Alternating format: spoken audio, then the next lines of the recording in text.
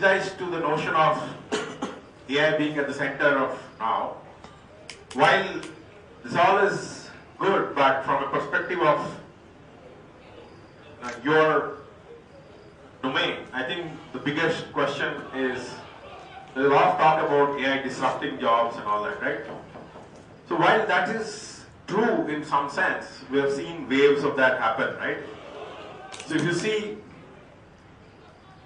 a decade back, people started talking about e-commerce, right? And today, if you see, majority of the startups which got a lot of funding became global companies. They're all e-commerce. E-commerce jobs didn't exist 15 years back. Same way, if you look at internet kind of jobs, right? All those based on internet technologies. Those didn't exist 25 years back. Those times which were all about mainframes, then client server. So at every stage, we talk about a new set of jobs getting created and placement officers having to talk to companies in terms of new kind of roles. So it's never that it is static. In the context of AI, it's the same. We're talking about some of the new jobs that are going to get created by AI are going to be primarily driven by something to do with data. Anything to do with data. Like Mahesh said, data is the new oil. Why is oil important?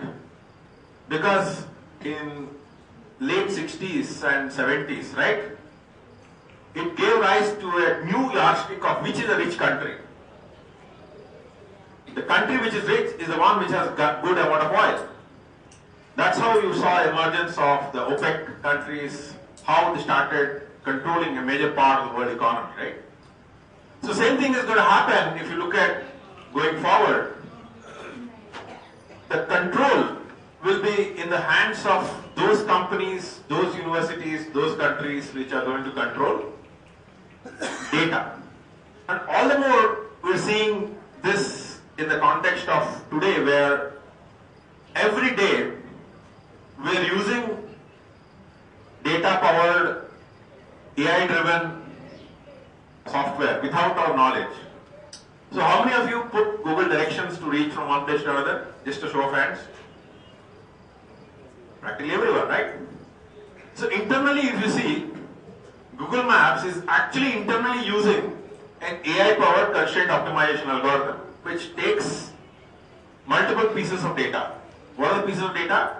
It takes your starting location, it takes your end look destination. Then there are other pieces of data which you don't know, but it is using. The pieces of data which it has collected by sending cameras all around the world and getting street level maps. You don't know that, but it's using it. It has created the data and it is using it. Because you cannot jump over a bridge, you cannot jump over a building, you cannot jump over a park. You have to follow routes. That data is coming from the data which has gathered from all the scanning cameras which it has sent around the world.